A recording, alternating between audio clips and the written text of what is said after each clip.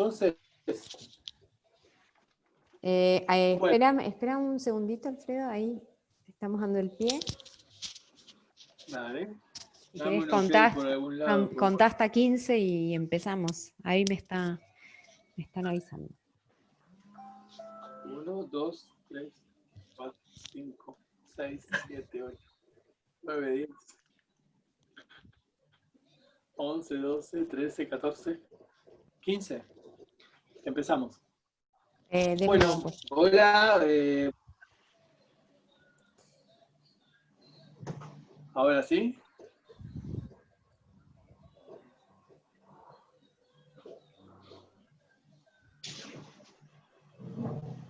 Sí. Ahora sí. Bueno, hola, buenas tardes a todos y todes. Bueno, es un gusto poder presentar este segundo ciclo de diálogos. La verdad que tuvimos mucha suerte y mucha repercusión en el primero. Bueno, continuando con este contexto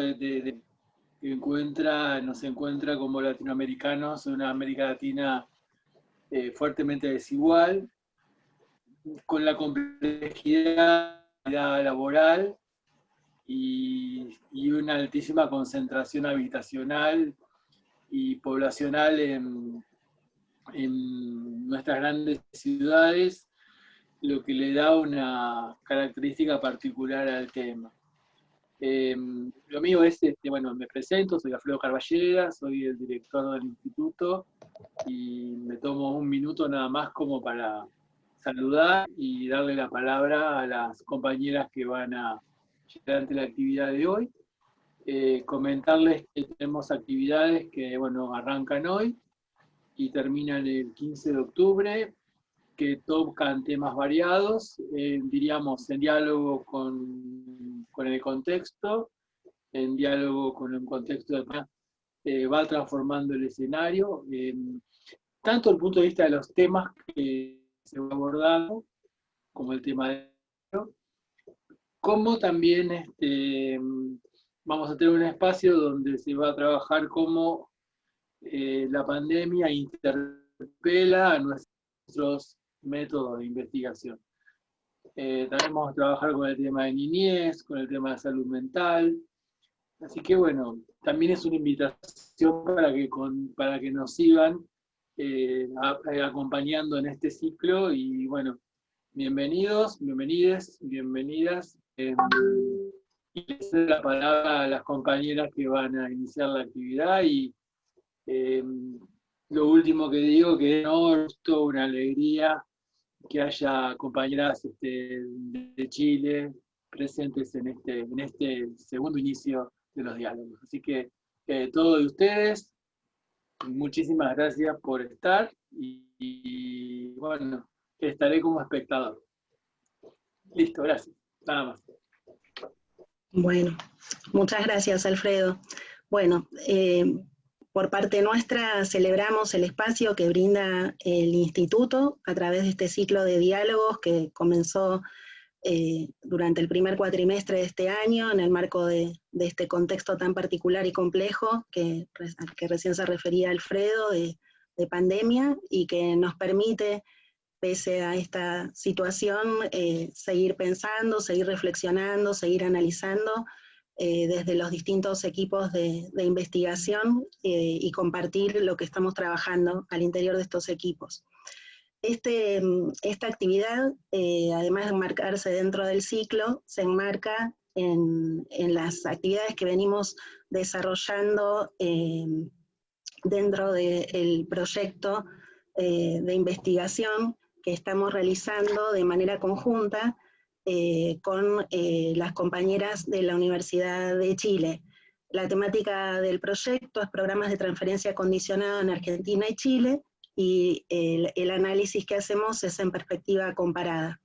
Este proyecto además quiero resaltar que está inscrito en el programa de fortalecimiento a la investigación y al posgrado, que depende de la Secretaría de Investigación y Posgrado de la Unidad Académica de la Facultad de Trabajo Social. Esto también me parece importante resaltar porque ha surgido esta línea en un contexto muy difícil para nosotros. En el año 2018 fue la convocatoria y en el año 2019 comenzamos a llevar adelante este proyecto. Así que bueno, celebramos también esta posibilidad que nos brinda la facultad. Las compañeras que hoy van a exponer son las compañeras con quienes realizamos el proyecto de la Universidad de Chile. Les decía, ya se enmarca en una línea de actividades que estamos llevando adelante virtualmente, primero con la invitación generosa de las compañeras a partir de un conversatorio en el que en primer lugar participé yo, y en segundo término la semana pasada otros integrantes y otras integrantes del equipo de investigación. Estuvieron participando Germán Arriaga, Agustina Favero Abico y Marian Calvo. Y en esta oportunidad, con Marcela Belurta, coordinamos la actividad y vamos a participar luego como comentaristas. Quienes van a exponer son las compañeras de Chile, la doctora Gabriela Rubilar, la doctora Claudia Campillo, y estaba prevista también, y ahora explico cómo va a participar, la doctora Tali Reininger. Gabriela Rubilar es la directora del Departamento de Trabajo Social de la Universidad de Chile. Sus líneas de investigación son análisis de políticas públicas y políticas sociales. Es profesora asociada de la Universidad de Chile, institución en la que se desempeña desde hace 20 años. Claudia Campillo Toledano es licenciada en Economía con especialidad de Administración Pública por la Universidad Veracruzana, es maestra en Economía Aplicada con especialidad en Desarrollo Económico y doctora en Ciencias Sociales con especialidad en Estudios Regionales por el Colegio de la Frontera Norte de México. Es miembro del Sistema Nacional de Investigaciones Nivel 2 del Consejo Nacional de Ciencia y Tecnología de México. Sus líneas de investigación son sobre políticas de bienestar social en Latinoamérica, análisis comparado de políticas sociales. Y es profesora en el Departamento de Trabajo Social de la Facultad de Ciencias Sociales de la Universidad de Chile. Tali Reininger, hoy, recién les decía, está enferma, va a participar a partir de un video que contempla la temática que tenía pensado y que habíamos organizado para que ella compartiera acá en esta actividad, pero bueno, está enferma, va a participar a través de un video que contempla las dimensiones que iba a exponer.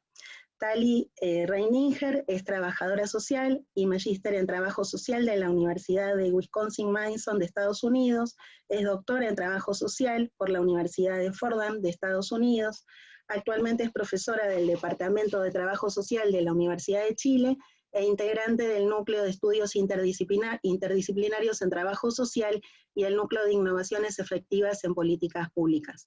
Sus investigaciones más recientes incluyen la exclusión de los programas de transferencia condicionadas y las resistencias de los profesionales de primera línea de implementación de los programas sociales.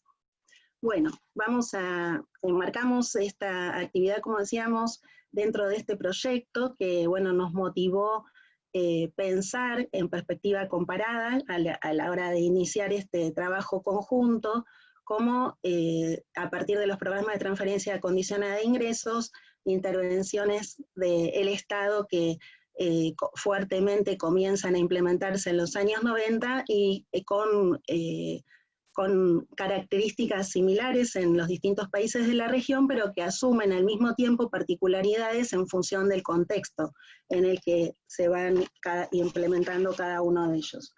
Para esta actividad desarrollamos unas preguntas que son como ejes ordenadores, que las pensamos en su exposición para que sean presentadas en un nivel maso, meso y micro. Las preguntas que son rectoras u organizadoras de esta actividad son: ¿qué caracteriza en primer lugar a la protección social en Chile y qué diferencias o semejanzas se identifican respecto a los esquemas de protección de otros países de la región en general y especialmente con el caso argentino? Otra de las preguntas es: ¿cuáles son los desafíos de las políticas sociales que se presentan en contextos de crisis y qué aportes, desafíos o debates desarrolla el trabajo social al respecto de estos temas? Bueno, vamos a empezar primero con la exposición de Claudia Campillo Toledano, luego con la de Gabriela Rubilar Donoso y luego la presentación del video de Tali Reininger. Y bueno, después la idea es poder generar un espacio de diálogos, de poder escuchar los comentarios de Marcela, los que pueda hacer yo también, y atender a preguntas que puedan surgir. Bueno, Claudia, te escuchamos. Pues, muchísimas gracias por el espacio y la oportunidad de continuar este diálogo y esta colaboración que hemos iniciado, como bien lo has dicho, Mariana, desde el año pasado. Soy una extranjera en Chile también. Mi mirada un poco es un poco, digamos, a la distancia, y además desde una perspectiva de una economista que estudió sociología y que tiene corazón de trabajadora social. Así que agradezco muchísimo la oportunidad de este intercambio, y yo plantearía la respuesta a las preguntas a partir de recordar primero una base mínima conceptual sobre el tema de los sistemas de protección, para luego centrarnos en el tema de Chile, en esta clave comparada con Argentina, de manera que podamos incentivar el diálogo y la conversación. Bueno, habrá que recordar primero que la política de protección social es fundamental para contribuir a la plena realización de los derechos económicos y sociales de las personas, que se han reconocido tanto en las leyes a nivel nacional como en acuerdos internacionales en que nuestros países latinoamericanos han participado. La protección social está diseñada para responder no solo a los riesgos que enfrenta la población, ya sea por momentos en su ciclo de vida, por situaciones de crisis estructurales, pero también de crisis sociales y económicas, pero también hay un elemento importante de la protección social que tiene que ver con trabajar los grandes problemas estructurales con los que se caracterizan nuestros países, especialmente la pobreza y la desigualdad. En ese sentido, la protección social tiene como objetivo principal proporcionar un nivel mínimo de bienestar social y económico para todos los miembros de la sociedad, y es uno de los elementos fundamentales que sustentan las políticas sociales. Es posible orientar el análisis a partir de diferentes elementos.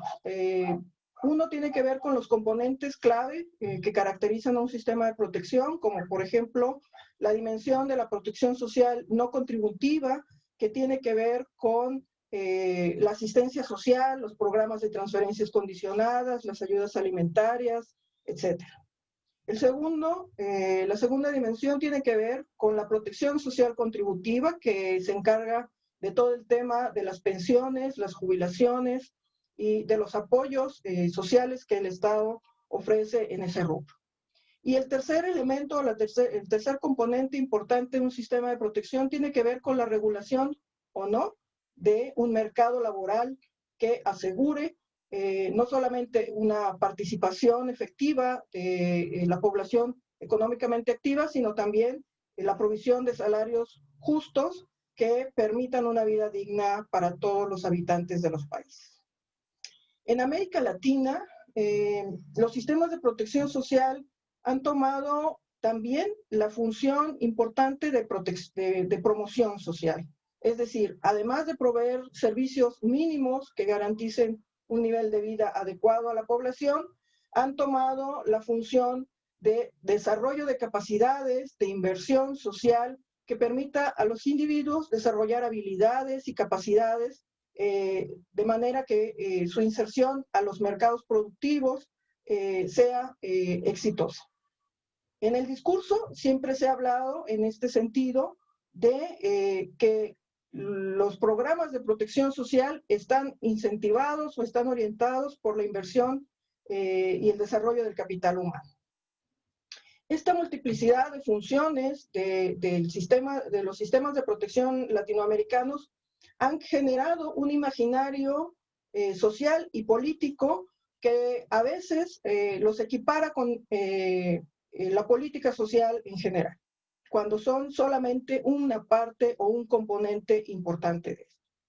Esto ha tenido implicaciones profundas en la forma en que los países han centrado sus esfuerzos, principalmente en la atención de grupos considerados como vulnerables. Y este es un elemento muy importante, porque ha dejado de lado las otras funciones del sistema de protección que tienen que ver con la atención de los grandes problemas estructurales que enfrentan nuestros países. Entre ellos, no solamente la atención a la pobreza, sino la desigualdad. A mí me parece que es un punto muy importante que tenemos que considerar a la hora que hablemos de una evaluación de los programas de protección social, de los sistemas o de la política pública en el área social. Y en ese sentido, sobre las diferencias y semejanzas de los sistemas de Chile y Argentina, yo quisiera también resaltar dos elementos importantes que van a guiar mi análisis. Por un lado, las formas en que la oferta programática de los sistemas de protección social se presentan a la población. Hay sistemas de protección social que son más de una orientación inclusiva, que se basan en una combinación de políticas sociales universales, más la provisión de servicios de protección compensatoria. Y hay, por otro lado, otras variantes que tienen que ver más con la integración transversal de la protección social, es decir, aquellos programas que se centran solamente en la atención de grupos muy específicos de acuerdo a sus condiciones o su valoración de las condiciones de nivel de vulnerabilidad. Analizando las características de los sistemas de protección social nacionales entre Chile y Argentina, yo diría que los programas no contributivos, es decir, el protagonismo de la oferta de transferencias condicionadas, caracterizadas por una corresponsabilidad a los usuarios, subsidios al consumo o a los sistemas de trabajo, han capturado la agenda pública y el imaginario político en ambos países. Para referirnos a Chile, habría que considerar un aspecto que a mí me parece que lo hace único, y es el hecho de que el modelo de protección social no ha sufrido cambios profundos desde que se instaló en la época de la dictadura. El modelo liberal de protección social ha sido relativamente el mismo que se instauró desde los 70 y que se consolidó después del proceso de transición a la democracia en los años 90. Esta estabilidad relativa del modelo que fue impuesto por la fuerza, finalmente logró incorporarse y naturalizarse en una racionalidad mercantilista que permea la definición misma de la política social chilena. Este fenómeno de normalización de la racionalidad liberal respecto a lo social también ha sido un fenómeno que se ha dado en los demás países en América Latina. Sin embargo, en ninguno, excepto en Chile, se ha dado con la profundidad que podemos observar al analizar la oferta programática del país. Y yo diría que en el caso chileno, lo que lo caracteriza en un primer momento pudiera ser dos elementos centrales.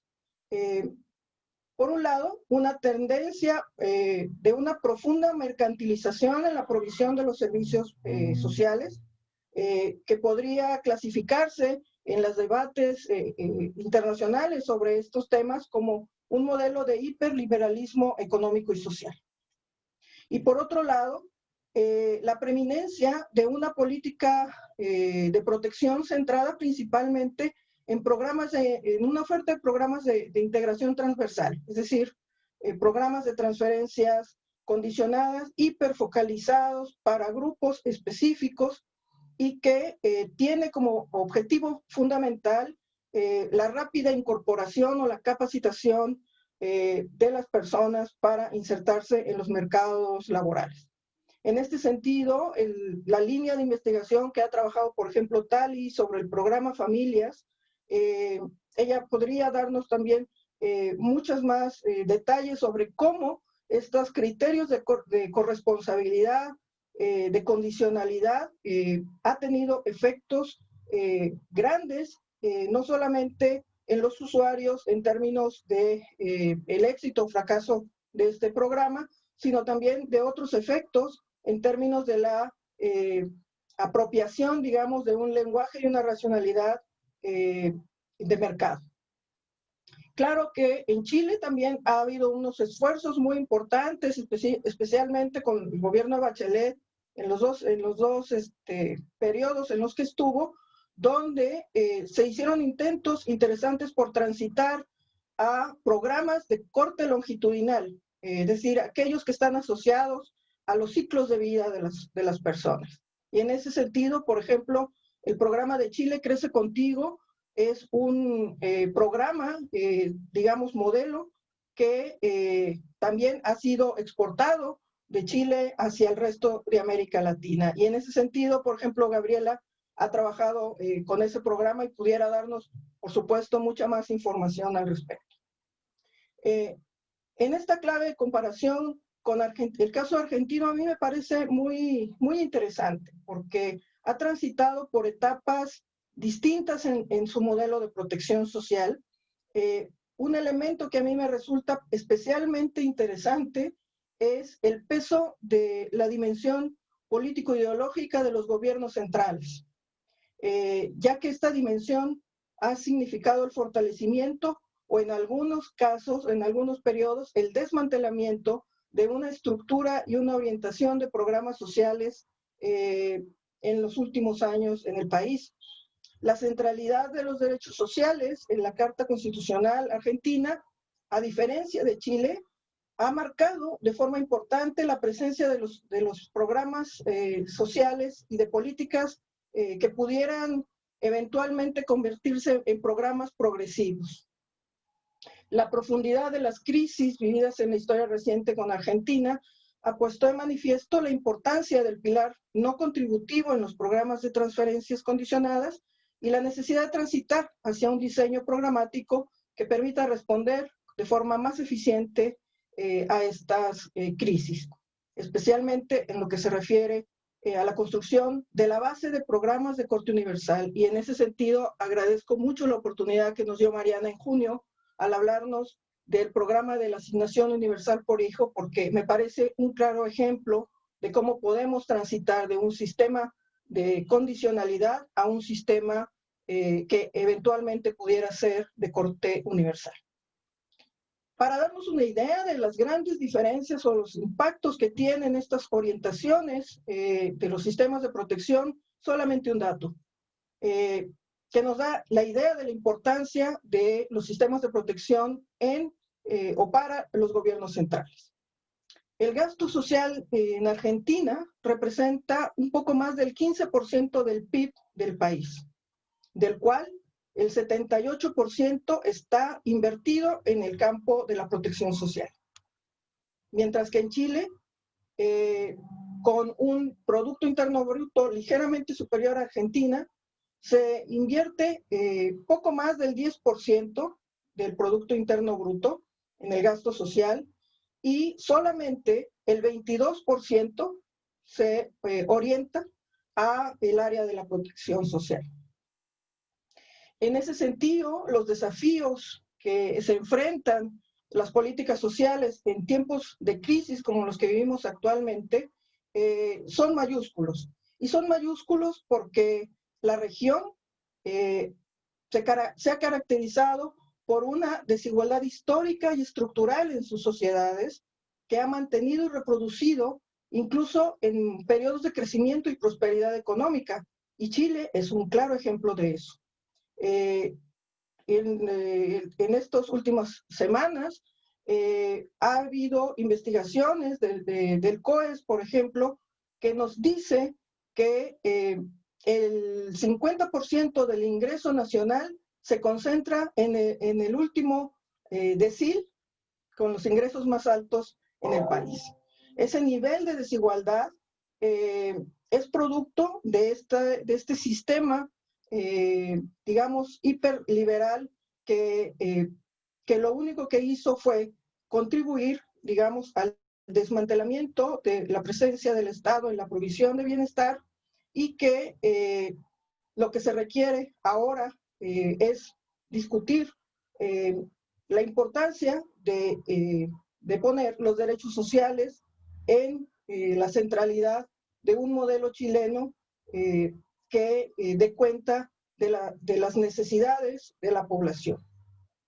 Ha quedado claro entonces ahora que con el movimiento del 18 de octubre, la discusión de los derechos, la discusión del bienestar y del papel del Estado y de su actuación, especialmente en los sistemas de protección social, es algo que nos pondrá a trabajar de manera muy interesante en los siguientes años. Lo que hemos visto es que los sistemas de protección social en el contexto actual que tenemos de crisis han respondido de manera muy desigual, hay mucha fragmentación, hay muy poca coordinación, y esto nos alerta en el sentido de que tenemos que pensar y repensar la orientación que los sistemas actuales tienen en ambos países. Y para terminar, hablaría nada más sobre el papel del trabajo social en esta primera ronda, para no extenderme más. Yo diría que el trabajo social tiene una oportunidad histórica en esta coyuntura que vivimos en Chile y también en Argentina. Una de las cosas que ha caracterizado la operación de los programas de protección social en ambos países es la individualización y la fragmentación en la lectura de la realidad de los individuos. El sujeto ha estado siempre valorado en este modelo como único responsable de sus condiciones de vulnerabilidad y se ha invisibilizado otros elementos u otras dimensiones que caracterizan a nuestra sociedad, que son las estructurales, las sistémicas, las comunitarias. Y en ese sentido, creo que el trabajo social puede hacer aportes sustantivos en cuanto a un giro programático de un sistema de protección social universal sustentado precisamente en la dimensión comunitaria. Me parece que el trabajo social puede contribuir a devolverle el sentido social a la acción pública, especialmente en lo que se refiere a la protección social, por el conocimiento que tiene, no solamente de los territorios, sino cómo en su acción incorpora elementos culturales, históricos, identitarios, prácticas y conocimientos que serían importantes rescatar en una nueva idea de protección social y de bienestar para nuestros países. Aquí me quedo. Muchas gracias. Muchas gracias, Claudia. Claudia. ¿Voy a seguir yo o sigo de inmediato? Porque preferiría retomar algunos temas que Claudia ha dicho, en el sentido de que nos habíamos coordinado para que ella abordara la dimensión más macro, y nos ha comentado Claudia sobre estos 3 pilares de la protección social, y yo quisiera situar estos 3 pilares en la articulación con las organizaciones y también con las políticas públicas, porque finalmente la dimensión meso también se juega en un conjunto de programas y de ofertas que se despliegan en dirección a la ciudadanía, y como decía Claudia, hoy día con un enfoque de derecho, aunque no siempre lo fue. Quisiera mencionar que Chile es un país centralizado y por lo tanto su arquitectura de protección social también baja de ese mismo modo en términos de oferta, donde muchas veces la oferta del pilar no contributivo es asumida por los municipios con toda la heterogeneidad de situaciones que esos municipios tienen al momento de brindar ofertas de protección social que no son equivalentes en calidad. Lo que estoy diciendo es que para un país como el nuestro importa en qué comuna naces, en qué comuna vives y en qué comuna mueres para efectos de tu protección también. Es decir, así como Claudia ponía énfasis en en la relación con el ciclo vital y con pensar perspectivas más longitudinales. En Chile, si tú naces pobre en una comuna que sería equivalente a un distrito pobre, la oferta que vas a recibir de protección social va a ser de peor calidad que si tú nacieras pobre en una comuna rica. Y entonces nos va a empezar a introducir un enorme tema de desigualdad y de fragmentación que también está intencionado por criterios de valor de uso de suelo, por segregación de nuestras ciudades, por una enorme fragmentación, ¿no es cierto?, de los centros urbanos, y para qué decir en comparación con pensar la protección social en contextos rurales versus contextos urbanos centralizados o desde los extremos del país hacia el centro. Cuando nosotros hacemos trabajo de campo con nuestros estudiantes y vamos al sur del país o al norte del país, es como si viéramos otro Chile también para efectos de pensar una protección social que es diferenciada porque no están garantizadas las ofertas mínimas. Por ejemplo, en salud. Enfermarse en una ciudad urbana del norte de Chile podría ser una catástrofe porque no tengo especialistas disponibles. Y eso implica tener que venir hasta la capital, ¿no es cierto?, hasta Santiago, a esperar por atención. Entonces quiero introducir en esta dimensión meso también cómo la arquitectura, es decir, Claudia nos ha sentado los pilares. Dijimos, voy a repasar solo eso. Un pilar contributivo, que está articulado fundamentalmente en torno a una figura arquetípica de hombre trabajador. Un pilar de regulación que en Chile ha sido especialmente débil, fundamentalmente porque el Estado es un Estado jibarizado y de algún modo con una regulación mínima y no fuerte. Solo para entender, en Chile existe seguro de desempleo desde el año 2000 en adelante, antes no existía. Pareciera algo como extraño de pensar en cuál es el rol que tienen los sindicatos y las organizaciones de trabajadores para efectos de las regulaciones, las negociaciones colectivas y todo, da cuenta de una regulación más bien débil o mínima. Ese es el otro pilar.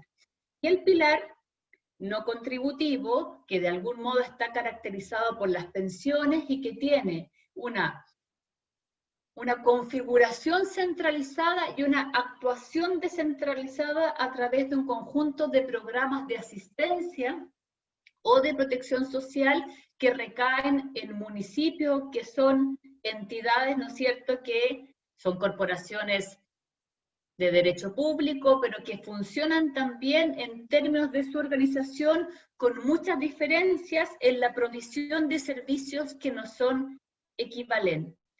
Ese pilar no contributivo, y es donde me voy a centrar hoy día, tiene como figura arquetípica fundamentalmente a las mujeres, que son las responsables, ¿no es cierto?, del cuidado de sus hijos y de sus familias, y también de proveer lo que nosotros entenderíamos que son el trabajo no remunerado. Y en ese pilar no contributivo, la lógica con la que ha operado el esquema de protección social que existe en Chile desde hace más de 30 años es la lógica de la asistencia subsidiaria. Es decir, el Estado actúa, yo siempre digo, después de las familias y después del mercado. Y ese después de hace que muchas veces la protección social, que como puede decir Claudia muy bien, es interesante como modelo, llega tarde. Tiende a ser una protección social que cuando llega, ¿no es cierto?, se han desencadenado procesos de exclusión, procesos de segregación, procesos de estigmatización acerca de los pobres. Quiero poner el tema de procesos de estigmatización porque en general la protección social en Chile se concibe con lógica focalizada. Y la focalización implica, ¿no es cierto?, poner el ojo, poner la atención en algunos sujetos por sobre otros, y por lo tanto muchas veces la protección social con énfasis focalizado tiene un efecto etiquetaje.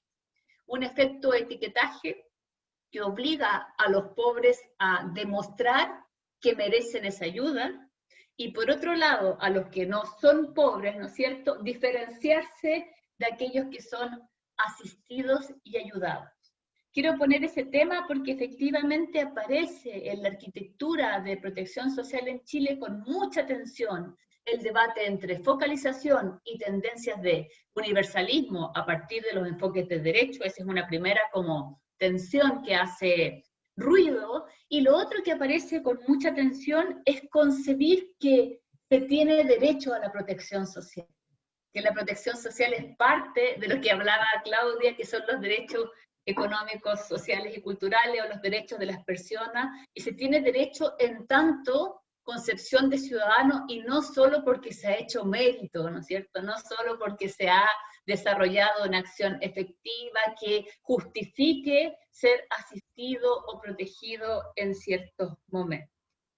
La idea de la focalización es un elemento, como ya decía, que caracteriza la protección social en Chile, que, como ya sabemos, es residual y es subsidiaria, y en general dentro de la focalización son comunes dos errores. Los voy a comentar porque son los errores que además nosotros de algún modo nos persiguen hasta el día de hoy. Un primer error de la focalización, además de que es costosa, en general tiende a producir errores de inclusión. Ahí está el debate que Claudia ya también planteaba en algún momento sobre falsos pobres, ¿no es cierto? Hay toda una discusión en Chile sobre a quién le corresponde o no le corresponde, que está de algún modo disfrazada de un tecnicismo, pero que también es ideológico, bajo una idea de meritocracia, y de meritocracia individual y de resolución individual de problemas públicos como si fueran privados. Eso me parece que es bien importante para mostrar esa lógica. Y el otro error, además del error de inclusión, y que para mi gusto es uno de los más graves, es el error de exclusión. Es decir, hay gente que queda fuera de la protección social porque no logra seguir todos los requisitos, todos los procedimientos, todas las etapas que el sistema de focalización propone y promueve, también como una forma de desincentivar la asistencia y la protección. Porque requerir y ser sujeto de asistencia en Chile cuesta. Cuesta no solo para efectos de etiquetaje, cuesta en tiempos de espera, cuesta en burocracia, cuesta en costo de oportunidad alternativo respecto de lo que dejas de hacer, de lo que dejas de pensar, de producir, etc. Quiero plantear esta idea porque detrás de estos dos principios, de estos dos errores de focalización, que es el error de inclusión y de exclusión, está la idea de los condicionamientos y de entender que el sistema de protección social en Chile es un sistema bastante básico, de coberturas muy focalizadas y muy especializadas, donde uno tiene que cumplir muchos requisitos para poder llegar, pero además es un sistema de alta exigencia para permanecer en él. Todo el rato hay que estar demostrando que se merece, que se necesita, que se requiere esa ayuda. Y entonces es un sistema que de algún modo está pensado en una lógica que hace que las personas merezcan y justifiquen constantemente esas prestaciones. Esta fue la arquitectura que heredamos como país tras la dictadura, como decía Claudia muy bien, y que ha permanecido con sus pilares más o menos inalterados en estos últimos 25 años. ¿Qué ha cambiado? Algunas cosas han cambiado, y eso es importante decir. Lo primero que ha cambiado es que los sujetos destinatarios de la asistencia o de la protección hoy día son más educados que antes, tienen mayores niveles de estudios, han caído sus tasas de natalidad, hay un cambio demográfico que nuestro sistema de protección social también tiene que pensar en armonía con esta idea del ciclo vital, y además se ha ido feminizando en la medida que se van incorporando las mujeres al trabajo remunerado. El peso del trabajo reproductivo, sin embargo, sigue siendo invisible, y por lo tanto también ahí hay un elemento que en conjunto con Argentina compartimos, que es la invisibilidad, ¿no es cierto?, sobre el trabajo no remunerado. También ha cambiado en estos últimos 20 años? La irrupción del enfoque de derecho. Claudia hacía referencia a las reformas de Bachelet, yo diría más bien del primer periodo más que del segundo periodo de Bachelet, y el debate sobre universalización de ciertas políticas, o al menos ciertos componentes de ellas. Yo me atrevería a pensar que nosotros no hemos universalizado políticas, sino que algunos componentes de la política social. Aquí tenemos algunas diferencias con Argentina, especialmente porque en Chile nunca se terminó de configurar un Estado benefactor. Si bien hoy se cumplen 50 años que Salvador Allende ganó la elección presidencial en el contexto, ¿no es cierto?, de un cambio paradigmático también, el Estado benefactor en Chile no se terminó de consolidar, estaba encaminado en los años 50 y 60 y se interrumpe abruptamente el 11 de septiembre de 1973, y de algún modo se sigue pensando como un Estado con vocación social, pero con componentes, como ha dicho Claudia muy bien, mucho más centrados en una lógica de un Estado social neoliberal, que se presenta, ¿no es cierto?, como modelo para el mundo, pero con las contradicciones internas que ustedes han logrado entrever a propósito de lo que Mariana comentaba, que es fenómenos como el estallido social, pero entender que el estallido social no es una irrupción que aparece de un día para otro, sino que es un síntoma de un conjunto de malestares que estaban continuamente instalados en este debate. ¿Qué otros elementos tenemos para discutir o que yo traía hoy día a este debate? Me parece que es clave entender qué nos diferencia con otros esquemas de protección social de otros países de la región y especialmente con el caso argentino. Una semejanza que tenemos es la organización social, es que la organización social de los cuidados sigue recayendo en las mujeres, si bien la protección social ha ido incorporando mejores posibilidades para pensar una protección social de niñas, niños y adolescentes en un esquema más universalista, sigue siendo responsabilidad de las mujeres y de las familias. También es un elemento que está presente en materia de pensar que al menos hay dos componentes de la protección social que no se entienden en diálogo con dos esquemas de políticas que son clave, que es el mundo del trabajo y el mundo de la educación. En Chile, la protección social está anclada a los componentes de trabajo y a los componentes educativos. Que las y los chicos permanezcan en el sistema escolar es un mecanismo de protección.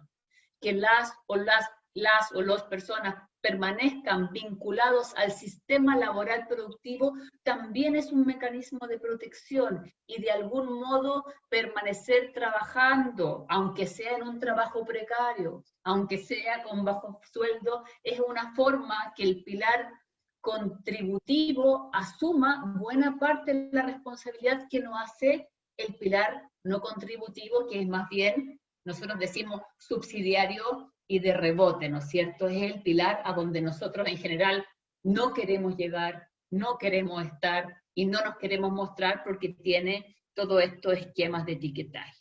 En los pocos minutos que me quedan, porque quiero alcanzar a mostrar lo que traía la profesora Tali, déjenme detenerme brevemente en mostrar cómo los estudios de trayectoria, especialmente en materia de educación y trabajo, dan cuenta de las diferencias entre los enfoques o las perspectivas de política, tomando en cuenta las dimensiones meso, micro y macro.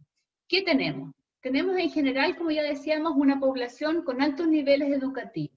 En Chile, la terminalidad de la educación obligatoria es a los 12 años, y eso está más o menos garantizado desde el año 2013.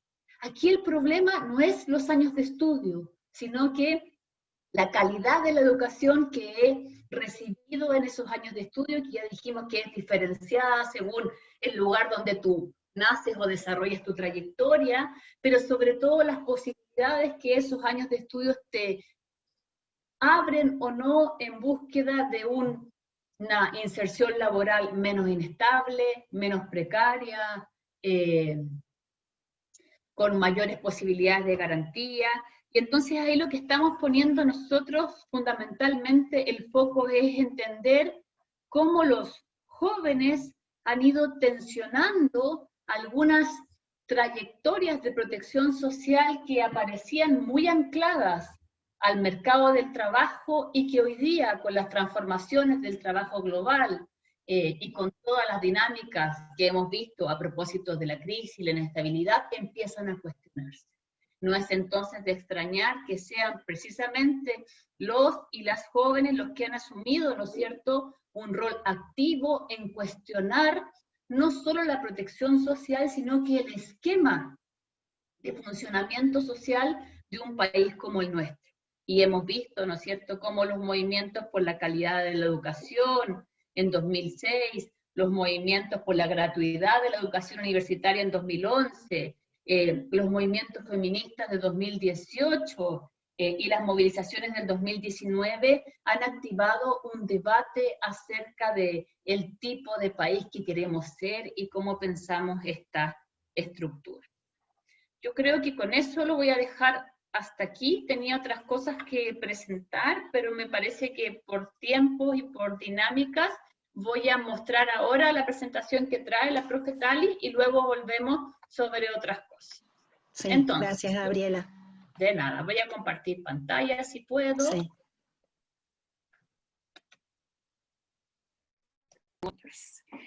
Y la verdad es cuando veo las tres preguntas y cuando veo la primera pregunta que plantea cuáles son los supuestos que hay detrás de estas estrategias de transferencias y por qué se ha planteado como una solución, lo primero que me viene a la mente es la necesidad de hacer un recorrido histórico, ¿cierto?, en cuanto al uso de las transferencias económicas en tiempos de crisis, pero también como estrategia para trabajar o para mitigar lo que es la pobreza y la extrema pobreza.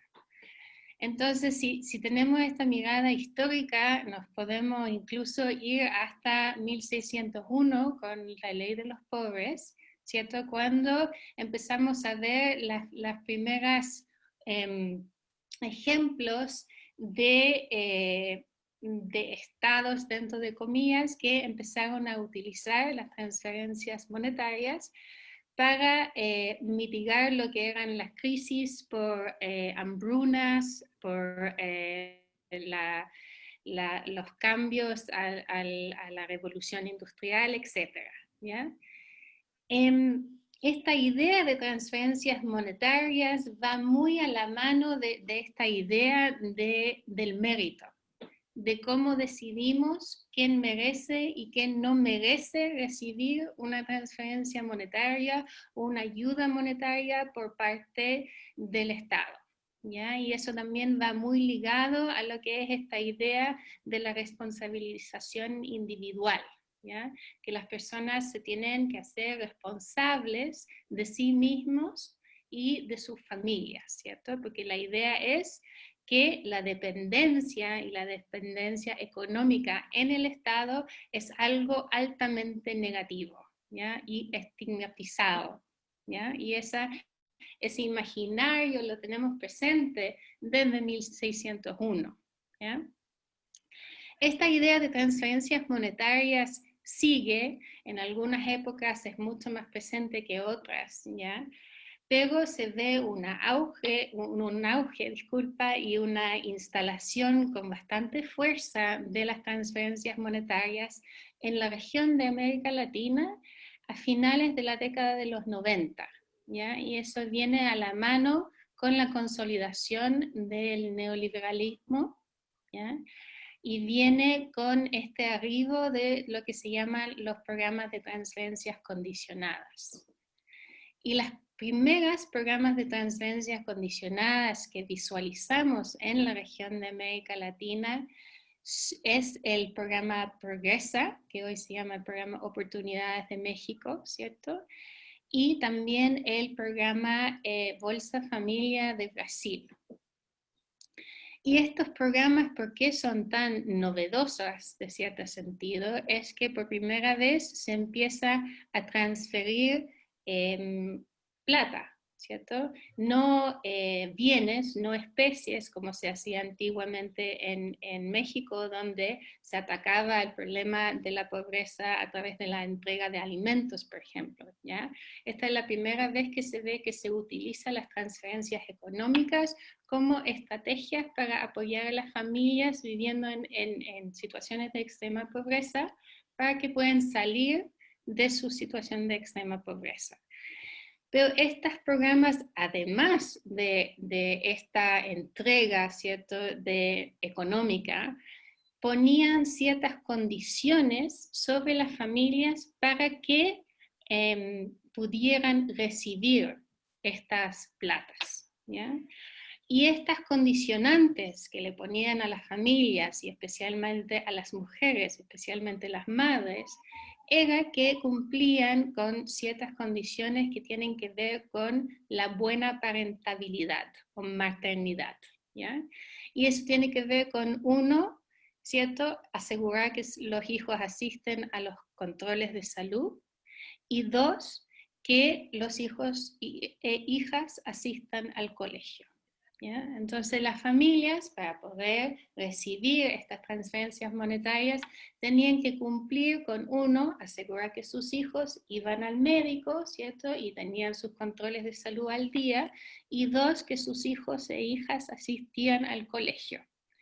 Esto con el propósito, ¿cierto?, de invertir en el capital humano de esta nueva generación, ¿ya?, con el propósito de romper con el ciclo y la transmisión intergeneracional de la pobreza. Entonces se instala toda una lógica dentro de este programa de transferencia condicionada que tiene que ver con la inversión social, la inversión en capital humano de las familias para asegurar que las futuras generaciones podían salir de sus condiciones de pobreza, y dos, enseñarles a las mujeres y a las madres a ser buenas madres, ¿cierto?, asegurando que cumplían con los controles de salud y la asistencia al colegio de sus hijos e hijas, ¿ya? Estos programas interrumpen en los años 90, cuando se consolida esta racionalidad neoliberal en la región también, que tiene que ver con todos los discursos culturales sobre la responsabilidad individual, la competencia, el emprendimiento, la independencia, el entrepreneurship, disculpa, no sé cómo se dice en español, pero yo creo que se entiende, pero irrumpe en ese escenario, ¿cierto? Y de repente lo que vemos es que empiezan a explotar la cantidad de programas de transferencia condicionado en la región, en América Latina, pero además a lo largo del mundo, ¿ya? O sea, se empiezan a ver estos programas en Asia, en África, en Europa, incluso se empieza a ver un programa piloto en Nueva York, ¿ya? Entonces, por alguna razón estos programas inspiran ya en muchos gobiernos y muchos estados, en el sentido de que se transforma estos programas como los programas estrellas, o como se dice en inglés, el magic bullet, ¿ya? Y eso se va a la mano también con el apoyo de ciertos organismos transnacionales, como el Banco Mundial, el BID, etc., ¿ya? Entonces empieza toda una explosión de este tipo de programas y la explosión de las transferencias condicionadas en la región a partir de finales de la década de los 90. Y lo que también es importante de tomar en consideración con estas ideas de transferencias económicas tiene que ver con esta idea de que si el gobierno o el Estado le transfiera o le entrega a una familia una cantidad de plata, entonces la familia debe ser capaz de demostrar que meritan esa plata y que van a utilizar esa plata de buena manera, ¿ya? Porque existe este imaginario que está muy arraigado y está muy instalado dentro de nuestros pensamientos, que tiene que ver con la pobreza igual a la flojera, ¿cierto? Entonces, si le entregamos transferencias monetarias a los pobres, eso solamente lo que va a hacer es aumentar, ¿cierto?, la flojera y la falta de ganas de ser un emprendedor, de trabajar duro, ¿cierto? Todas esas cualidades que se consideran positivos en este mundo neoliberal en el cual estamos insertos hoy en día, ¿ya? Cuando hablamos específicamente de las medidas que ha tomado o ha promulgado el Ejecutivo para paliar los efectos tanto sociales como económicos y políticos de COVID-19, vemos, cierto, que hay medidas que siguen esta lógica de transferencias económicas, ¿ya? Como por ejemplo el bono COVID-19, que era una de las primeras iniciativas que se implementó. También lo vemos a través del ingreso familiar de emergencia, ¿cierto? La versión 1.0 y la versión 2.0. Y también lo vemos ahora con las medidas que se lanzaron para proteger a la clase media, que fueron lanzadas hace poco, ¿ya? Con el bono de la clase media. Lo interesante de ver, ¿cierto?, es la forma de diferenciación que se hace entre los bonos que reciben la clase pobre o la clase que vive en extrema pobreza y los bonos o los beneficios que van focalizados en las familias o los individuos que se consideran clase media, ¿ya? Y eso es súper interesante de analizar ahora, especialmente cuando pensamos que al principio, en marzo, ¿cierto?, cuando se empezó a lanzar las medidas, el gobierno se aferró a esta idea de responsabilización individual, ¿cierto? Y se aferró a esta idea de la necesidad de focalizar las ayudas y la idea además de que las familias tenían que demostrar cierto mérito para poder recibir las ayudas, ¿ya? Entonces, en el caso del bono COVID-19, ¿a quienes iba dirigido justamente a las familias tradicionalmente clientes de las políticas sociales del Estado, de las políticas que van enfocadas en las familias que viven situaciones de pobreza en Chile, ¿ya? Y ahí dejé de presentar para mostrar también cómo lo que Tali nos quiere decir es revisar un poco cómo algunas de las categorías que miramos antes con Claudia, que son los principios de focalización, la extrema atención a los sectores más pobres y vulnerables y la necesidad de ampliar luego ofertas de protección a sectores habitualmente no considerados, el debate sobre clases medias aparece ahí como parte de esa atención y de esos elementos.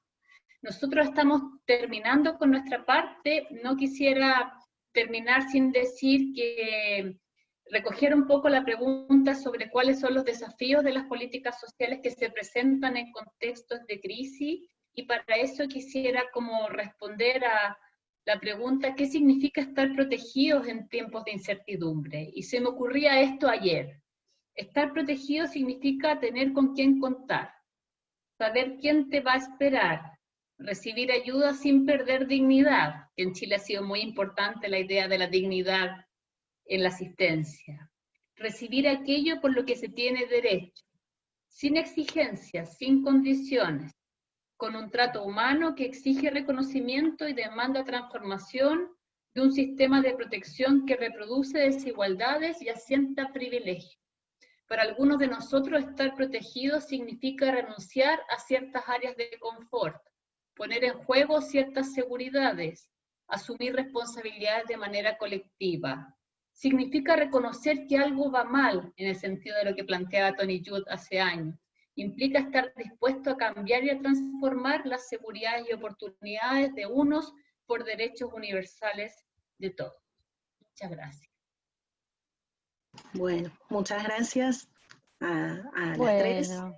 Y bueno, vamos a pasar ahora a escuchar algunos a partir de las exposiciones, comentarios que va a hacer Marcela Belurtas. Marcela Belurtas es integrante de este equipo de investigación, es licenciada en Trabajo Social por la UBA, tiene una maestría hecha también en Políticas Sociales, es magíster en Políticas Sociales, egresada también de la Facultad de Ciencias Sociales de la UBA, y es doctora en Trabajo Social por la Universidad de La Plata. Marcela además es profesora en la Facultad de Trabajo Social de la Universidad Nacional de La Plata. Así que bueno, escuchamos sus comentarios a partir de las exposiciones. Sí, buenas tardes. Quiero ser muy breve en los comentarios. Agradecer muchísimo la participación de las profesoras, de Claudia, de Gabriela, de Tali también. Me pareció súper interesante el análisis que han propuesto a partir de los pilares y la organización del sistema y la caracterización que fueron desarrollando.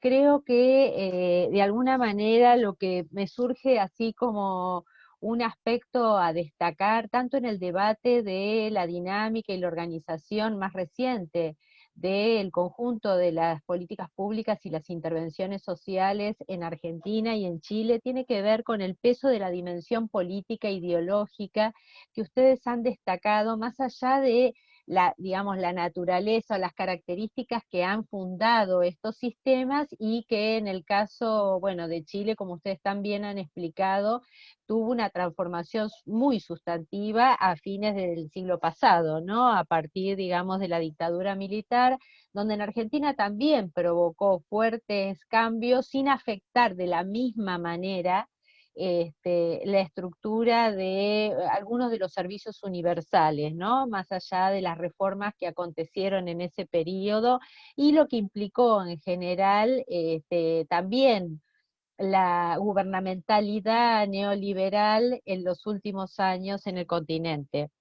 En ese sentido me interesa particularmente recuperar a partir de este peso de la dimensión política e ideológica, el debate que está vinculado con las categorías de meritocracia, o como señalaba Tali, emprendedorismo, ¿no? Que en la Argentina se pusieron como muy de moda en los últimos 4 años, y esta idea, ¿no?, persistente en relación a, más allá de las características de universalidad de los programas en Argentina, como podría ser la asignación universal, de esta estigmatización persistente en términos de pensar que los que reciben algunos programas son planeros, se le dicen acá en Argentina, como una forma, digamos, de desmerecer, de criticar las condiciones de igualdad. Y en ese sentido, de alguna manera señalar que todo el debate de la meritocracia va en contra, o la formulación de requisitos va en contra, niega los derechos, reniega persistentemente de las posibilidades de igualdad, y de alguna forma un poco me interesaría si cabe la posibilidad de alguna ampliación en relación a lo que está aconteciendo hoy en términos de pandemia en la Argentina. Para algunos sectores es la oportunidad para ampliar el debate, incorporar la idea o la apelación hacia o la posibilidad de un ingreso universal. Y más allá de que no se reniega la ayuda de criterios más básicos o mínimos umbrales que tienen que ver con los alimentos, las bolsas de alimentos, o digamos lo que ha sido acá la institución del IFE, un plan también creado para solventar necesidades en el medio del COVID, que se supone que podría no tener continuidad, pero sí se está discutiendo si es posible que ese sea una vía de apertura a algún tipo de ingreso universal. Y por último, señalar un poquito algo en relación a qué debates tiene el trabajo social en relación a las cuestiones de meritocracia, porque en Argentina hay como ciertos consensos en el sentido de criticar, rechazar la idea de meritocracia, y que los trabajadores sociales nos hemos negado, por lo menos desde la dictadura, digamos, a ser quienes acreditan situaciones de pobreza para el acceso, y de hecho la asignación universal, si bien tiene una acreditación, es una acreditación administrativa donde los trabajadores sociales no participan. Creo que con eso formulo como alguna síntesis en relación a cuestiones que me llamaron más la atención, no porque no hayan sido todas las exposiciones interesantes, pero sí buscando alguna línea de confluencia en términos de análisis de algunas de los aspectos que ustedes señalaron. Bien, gracias Marcela. Y aparte de estos comentarios y esta pregunta que hace Marcela ahora, también hay algunas otras preguntas que me transmite Agustina, que van surgiendo. Y una es, ¿dónde se advierte la incorporación de la perspectiva de derechos en el marco de los programas de transferencia condicionada de ingresos? Otra pregunta es, ¿qué dimensiones comunitarias han convocado a los trabajadores sociales y a las trabajadoras sociales? Y otra pregunta de otro orden, que es, ¿qué aspectos se cuestionaron con más fuerza en las revueltas del año pasado? Son estas preguntas que me acaban de pasar para considerar ahora por parte de Gabriela y de Claudia. Voy a partir por las preguntas del público, porque me imagino que están más ansiosos de respuesta para que el público no se nos vaya, y no es porque Marcela yo piense que se vaya a ir, pero efectivamente voy a partir por ahí porque voy a recoger algunas cosas sobre la irrupción del enfoque de derecho y qué ha implicado. Yo diría que la irrupción del enfoque de derecho en Chile es tardía y aparece vinculada a dos ejes. Uno son las cuestiones de salud. Primero, vinculado a algunas garantías explícitas en salud de manera muy mínima también, pero que significó empezar a preguntarse en algunas posibilidades, como por ejemplo, que te puedes enfermar.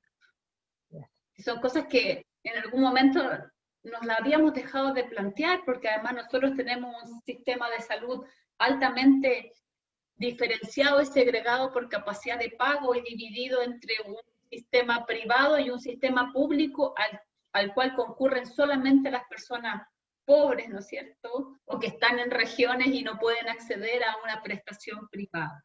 Entonces, el enfoque de derecho llega primero por la vía de algunas garantías mínimas explícitas en salud, y también comienza a llegar por la vía de algunas protecciones en materias de infancia. Primero más declarativas y luego, como dice muy bien Claudia, a partir de Chile Crece Contigo se empiezan a hacer más extensivas y nace con una vocación universal. Y yo creo que ahí hay un primer punto de inflexión donde efectivamente el binomio madre-hijo, que había sido una relación muy intencionada también por la dictadura, en la idea un poco de condicionar las transferencias a la actuación de las mujeres, se refuerza en Chile Crece Contigo, pero cambia el sujeto destinatario de la atención y ya no es la mujer, sino que son las y los niños. Lo que aparece además una concepción de niño como sujeto de derecho. Yo diría que esa es una primera irrupción que es interesante a partir de la pregunta de uno de los asistentes, que tiene que ver con cómo se empieza a instalar el enfoque de derecho muy gradualmente, muy progresivamente. O sea, yo diría que hay un tema. Ha comenzado, y ahora voy a tomar una de las preguntas de Marcela, entonces los debates sobre la universalización de ciertas políticas, o al menos ciertos componentes de ellas, Y efectivamente, uno de esos componentes tiene que ver con los temas de trabajo de cuidados, por ejemplo. Se ha empezado a instalar entonces la idea de un ingreso básico universal, progresivamente también, al menos como discusión, pero sobre todo un ingreso básico universal no condicionado, lo que ya para Chile es la primera como punto de debate, con mucha atención también, y quiero decirlo, con la visión que tienen las clases medias, que son hijos e hijas de la ideología de la meritocracia, porque precisamente son las clases medias las que han tenido que portar sobre sus hombros todo el esfuerzo de superación individual, y por lo tanto hoy día parecen muy problematizadas también respecto de su posición que se descubre precaria ante la crisis. Ante la crisis, Chile es un país muchísimo más pobre de lo que habíamos pensado. Por lo tanto, esto de pensarnos y creernos un país eminentemente de clase media, también había encubierto, por decirlo así, otros problemas que no estábamos observando. Por ejemplo, los altos niveles de endeudamiento con los que viven las personas para mantener un modo de vida aparentemente protegido. Podría ser protegido, ¿no es cierto?, estar en un sistema de salud privado, estar en un sistema de educación privado, pero a unos costes enormes que no se empiezan a sostener. ¿Qué estalla? ¿Qué es lo que preguntaba una de las personas que estaba en la audiencia? ¿Qué estalla en octubre? Yo diría que estalla principalmente la sensación de que las transformaciones no ocurrieron en el esquema del modelo como se había propuesto. Y por lo tanto alguien diría, es un estallido desde la impaciencia, una impaciencia de 30 años también, esperando transformaciones y cambios que no han llegado. En algún momento un grupo importante de la población dice, ¿no es cierto?, esto ya no va más, esto tiene que cambiar. Y esta propuesta de transformación o de cambio se agudiza además a propósito de esta como sensación de incertidumbre que habíamos comentado, a propósito de la necesidad de transformar ciertas estructuras, de cuestionar ciertas ideologías. Y en ese sentido, al menos también desde el trabajo social se reconoce un lazo generacional interesante entre las nuevas generaciones y las antiguas generaciones. Hace 2 años atrás se producen recién las primeras jubilaciones de personas que estuvieron adscritas al sistema nuevo. El sistema nuevo es el sistema de capitalización individual que se impone en la dictadura por obligatoriedad. Esas primeras personas que empiezan a jubilar con un sistema nuevo que había prometido unas seguridades que hoy día no existen, son los que de algún modo también se dan cuenta, lo quiero decir así, que esto no es sostenible. Entonces aquí hay un lazo generacional bien importante entre los más jóvenes y los más viejos,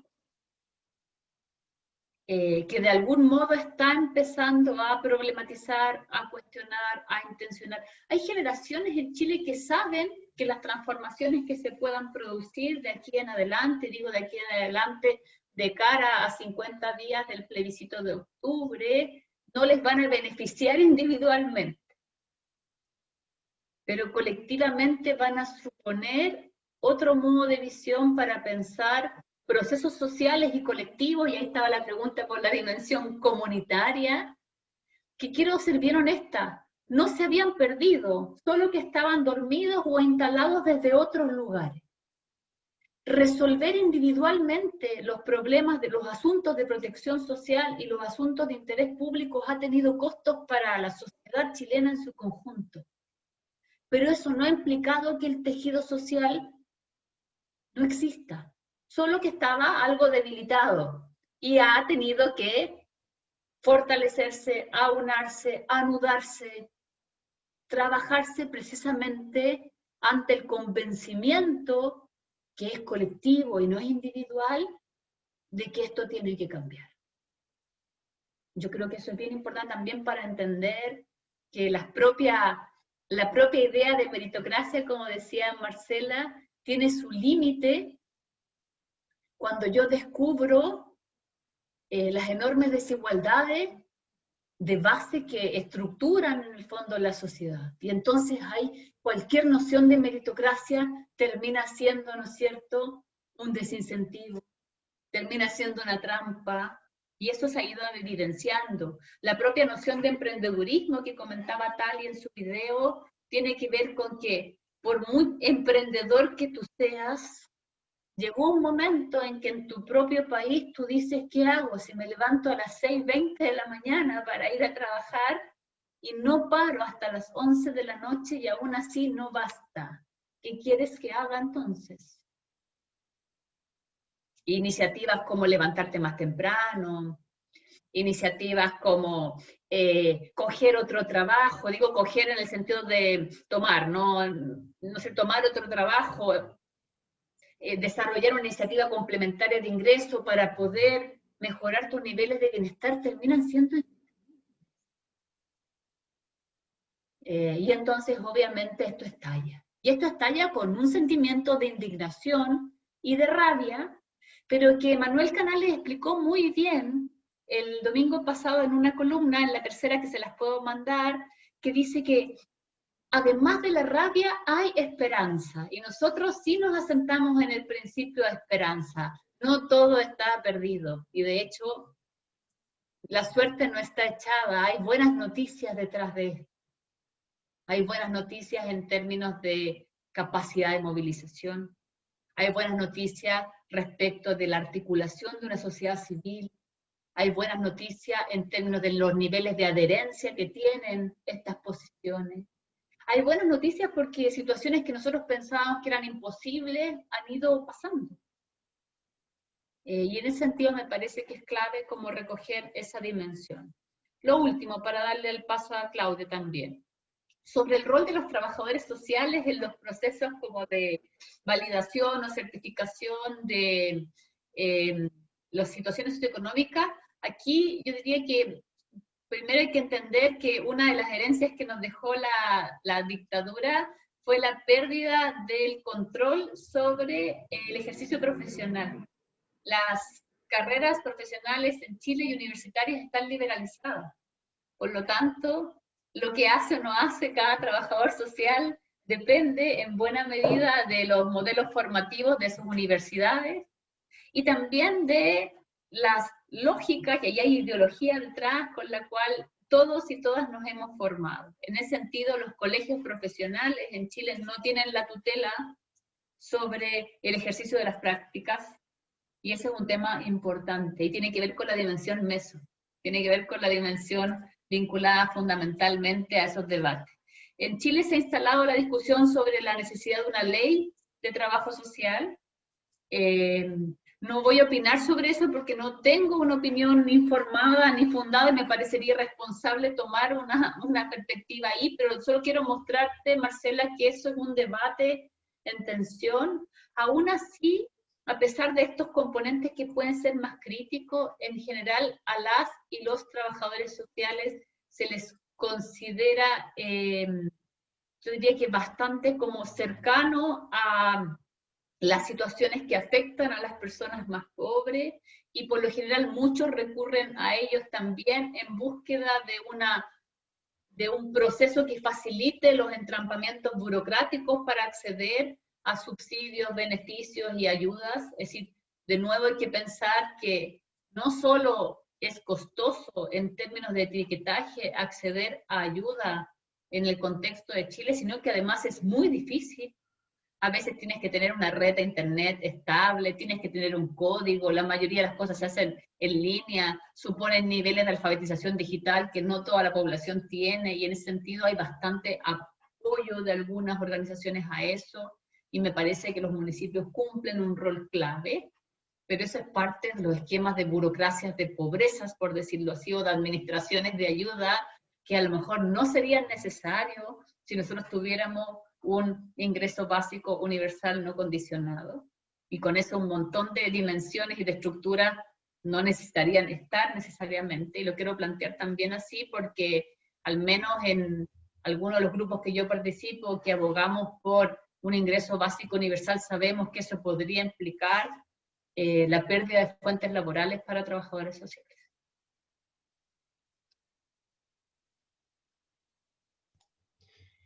Bueno, yo sobre trabajo social chileno, honestamente todavía no tengo elementos como para hacer un comentario responsable, parafraseando a Gabriela, responsable e informado, pero sí puedo un poco compartir el tema desde mi lectura como una extranjera que tenía relativamente poco tiempo viviendo en Chile, y que el tema del estallido del 18 de octubre, efectivamente, más que verlo como con una incertidumbre o una angustia, yo lo leí como un movimiento muy esperanzador, no solamente para Chile, sino para el resto de América Latina. Y lo leo en el sentido de que, como bien dice la gente, no son 30 pesos, son 30 años, pero esos 30 pesos también significan mucho en un esquema donde la sociedad chilena, el costo, por ejemplo, del transporte representa cerca del 30% del gasto de la familia, y donde el endeudamiento, el nivel de endeudamiento al que hablaba Gabriela, ha llegado a un nivel histórico. Más del 73% de las personas en Chile tiene un nivel de deuda que hace que sus ingresos sean mermados de manera muy significativa, porque esta generación de chilenos, de adultos jóvenes chilenos, tiene deudas por su educación. La deuda educativa es una deuda muy importante, tiene un papel muy importante en la estructura de gasto de los hogares. La deuda por vivienda es la segunda más importante. Y si a eso le sumas que en promedio el ingreso mensual es menor a los 400,000 pesos, es decir, es un ingreso que no es suficiente para cubrir las necesidades esenciales de una familia, y si a eso le sumas que un sistema de protección que te estigmatiza, un sistema de protección que además dentro de esta racionalidad de la meritocracia, de que tienes que efectivamente comprobar que lo necesitas, y siempre en un sentido muy negativo en términos de la accesibilidad a los servicios sociales, nos tiene como consecuencia un movimiento social que inicia con los estudiantes secundarios, con los adolescentes, que son los nietos de esos jubilados que están recibiendo, pues, perdón que lo diga de esta manera, migajas de un sistema de retiro que no es el adecuado y que no llega a cubrir los gastos mínimos de sobrevivencia de una persona en la tercera edad. Son los hijos de estos jóvenes adultos chilenos que están todos los días tomando una cantidad de trabajo que es superior al promedio de América Latina. Más de la mitad de los empleados o de la fuerza laboral en Chile labora más de 48 horas a la semana en promedio. Eso quiere decir que la carga laboral con la que la gente está sujeta para poder hacerle frente a todas estas presiones financieras, y donde no encuentra un sistema de apoyo social por parte del Estado. Al contrario, todas las iniciativas refuerzan más, digamos, la libertad de las empresas, la libertad de los bancos, de las instituciones crediticias de hacer digamos, estas labores de cobranza,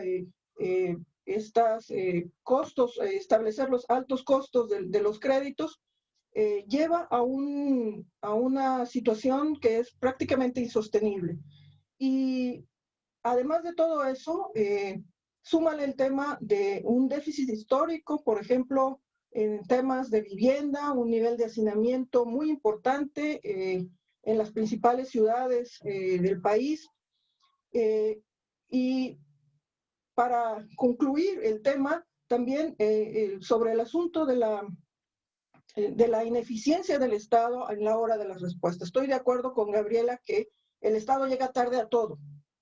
Llega tarde a todo y que en una situación de crisis como esta ha sido esa tardanza no solamente indignante, sino también una tardanza que no ha respondido a estas necesidades y expectativas y estos grandes reclamos sociales de toda, en su mayoría, la sociedad chilena.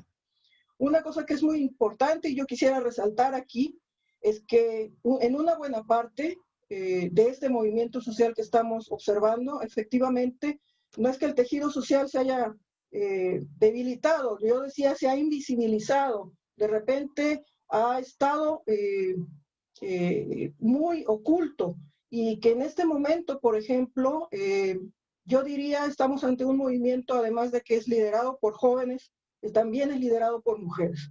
Más hay revisando datos de la CACEN, que es la encuesta nacional, hay una preeminencia de participación de la juventud chilena en organizaciones de la sociedad civil, y también hay una preeminencia femenina en la participación de estas organizaciones. Y esto, de alguna manera, también le ha dado un sello muy, muy particular y muy importante a la discusión pública, porque es ahí donde también se han reforzado y se han levantado muchos de esos otros elementos, estas formas, estas expresiones de la desigualdad, de la discriminación, no solamente hacia las mujeres, sino hacia muchos grupos en la sociedad chilena.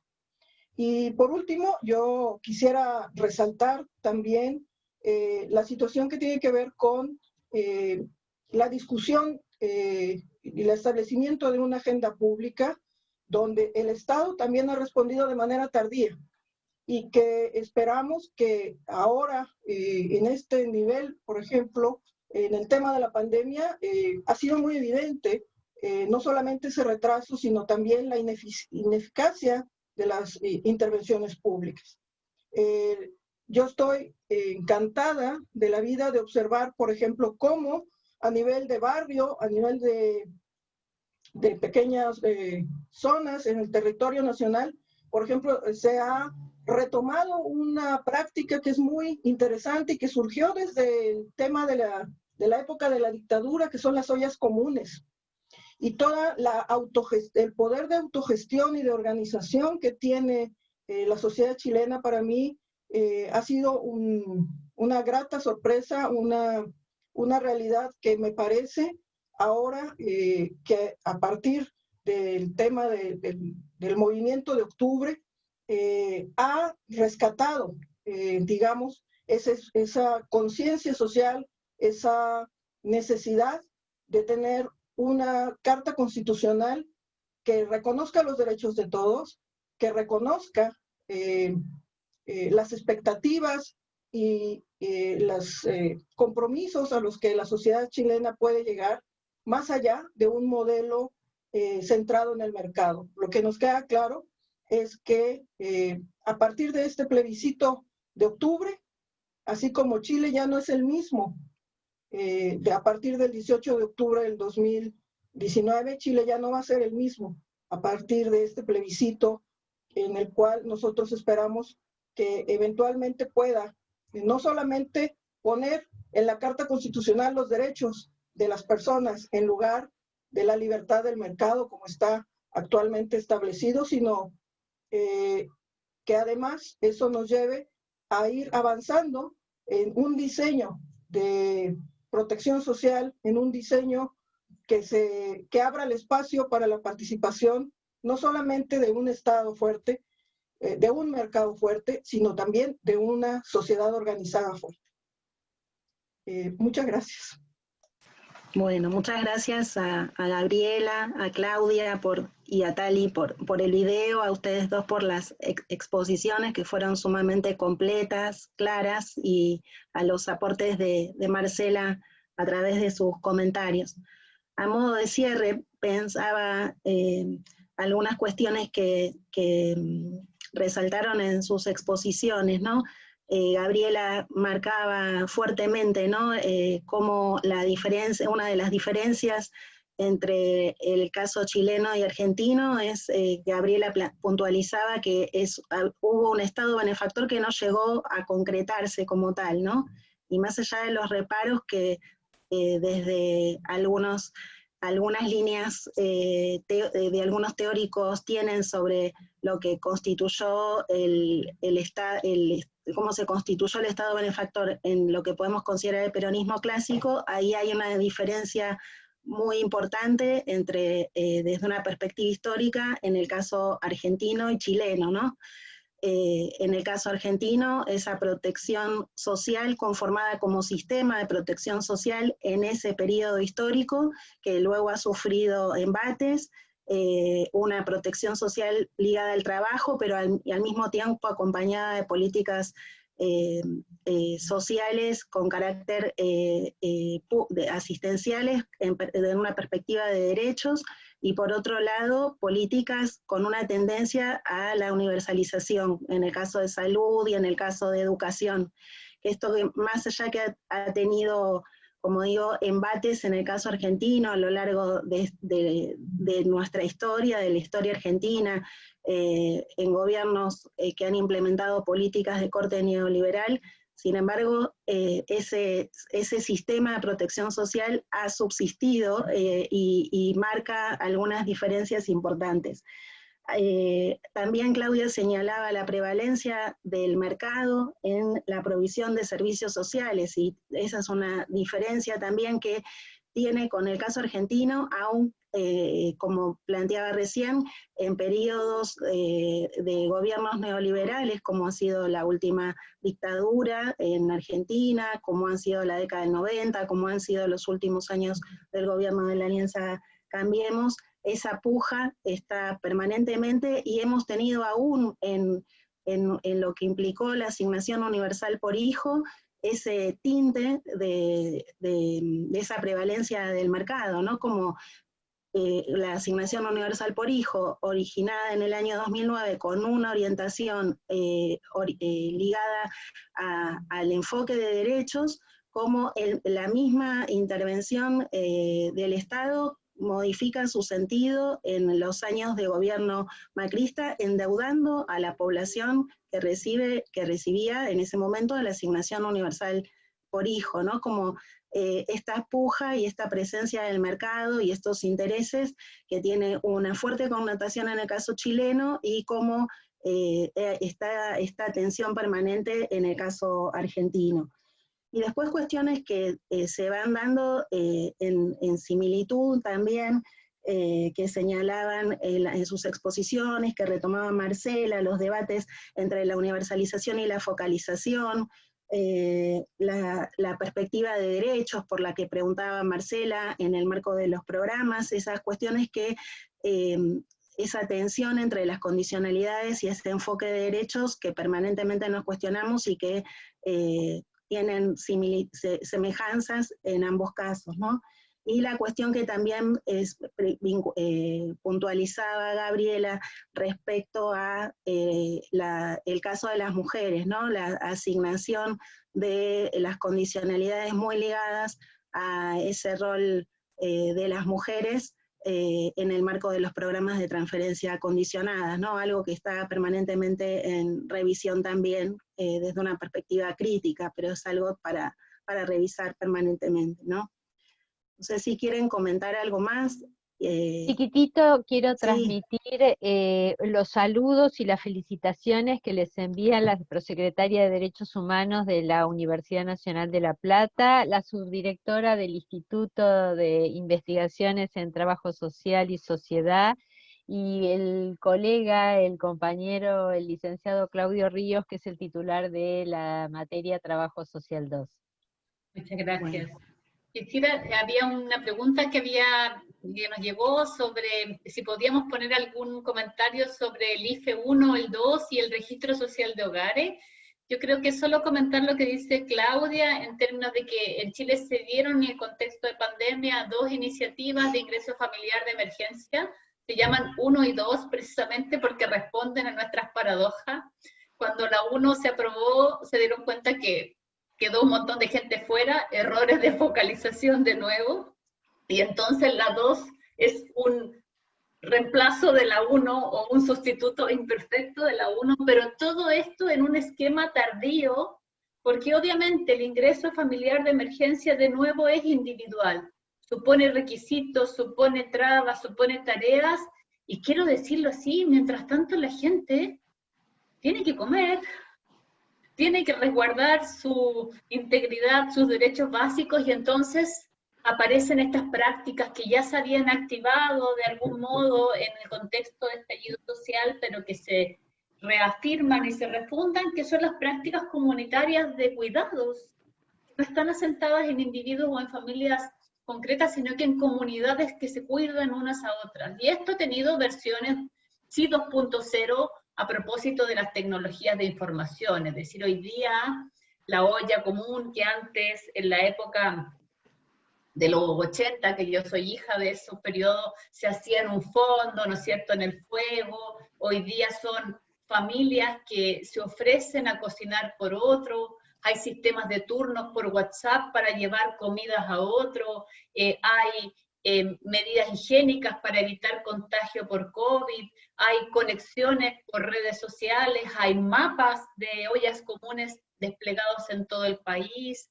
Para los adultos mayores, en muchos casos, ha implicado revisitar viejas prácticas donde la alimentación es un componente clave de la asistencia social más básica, pero también es un espacio de sociabilidad, de saber cómo estás, de entregarte un plato de comida, un espacio de recuperación de los negocios de barrio que se vieron afectados por la pandemia. Entonces estoy de acuerdo con lo que se plantea, que la medida de IFE es un bono, y es un bono que quiero decirlo que ya está gastado, que sirve para pagar deudas, es decir, sirve para gestionar deudas, pero no resuelve lo que implica más bien el abordaje de una protección más integral. Los últimos comentarios sobre nuestros sistemas de registro de familias pobres. Nosotros hemos transitado en estos últimos 30 años por distintos instrumentos de focalización que han tenido distintos nombres. Ficha CAS 1, que es Instrumento de Caracterización Socioeconómica, CAS 2. Después estaba la ficha de protección social, cuando se asume. Después va cambiando. Hoy día estamos en el registro social de hogares. Todos esos sistemas de registro son sistemas administrativos que pueden funcionar muy bien para asignación de beneficios, pero son sistemas administrativos estáticos y no dinámicos. Entonces lo que registran es la situación pasada.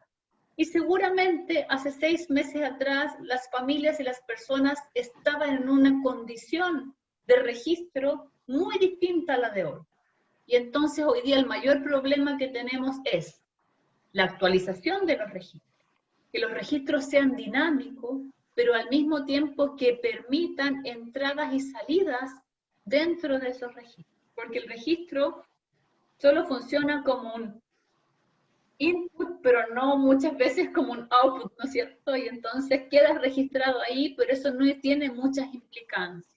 Para acceder a la red de protección social, en general tú tienes que estar registrado. Los países que hemos vivido dictaduras, y ustedes no son ajenos a ello, mejoramos muchísimo nuestros sistemas de registro y de control de la ciudadanía. Nosotros tenemos un sistema de estadística y un Instituto Nacional de Estadística bastante destacado, con un RUT único que todas las personas tienen, incluidos los extranjeros. Pero eso no implica necesariamente que nuestro sistema de protección social se despliegue del mismo modo que los registros administrativos y contables. Para efectos de impuestos, nosotros lo hacemos genial. Para efectos de asignación de beneficios y todo, tenemos trabas, dificultades, asignaciones, etc. Bueno, muchas gracias, Gabriela. Sí, Marcela. Sí, disculpen, pero hay otros 2 saludos que les quiero hacer llegar de la vicedecana, de Adriana Cuenca, y de la profesora Margarita Rosas, que les manda un gran saludo a ustedes, y quiere señalar que en los últimos años ¿Se el cortó? trabajo social está retomando este debate ético-político en el espacio público. Así que bueno, un Estoy abrazo muy de igual que les acuerdo mando a con ustedes. Margarita Rosa, le damos un abrazo y un saludo de parte de Chile. Ahí me asumo en mi rol de directora de departamento.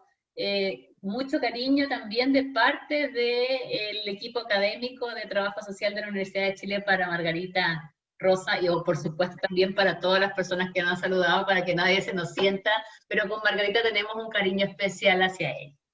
Dale, lo está recibiendo porque lo está escuchando por Facebook. Ok, Margarita, besos para ti. Muchas gracias por tus comentarios.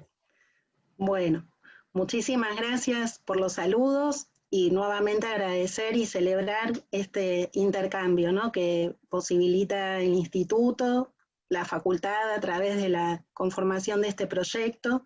Y bueno, nosotras seguiremos en este intercambio y compartiendo lo que vaya surgiendo, ¿no? Así que, y algo con lo que quería cerrar es que resalto el comentario de Gabriela, ¿no?, de la esperanza, que por un lado el tema de la desigualdad y las desigualdades que señalaba desde el inicio de la actividad de hoy Alfredo, y el tema de la esperanza como contraparte, ¿no?, que son las 2 miradas que hoy podemos tener ante una situación tan compleja.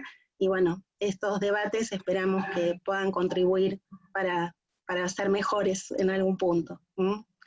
Bueno, les mando un saludo muy grande y nos seguimos comunicando nosotras, continuamos con nuestro trabajo y nuestro intercambio. Muchas gracias, y muchas gracias a quienes están del otro lado participando también y que nos acercaron sus saludos. Hasta luego. Muchas gracias, un placer. Un abrazo para todos y a seguirse cuidando. Gracias. Muchas gracias.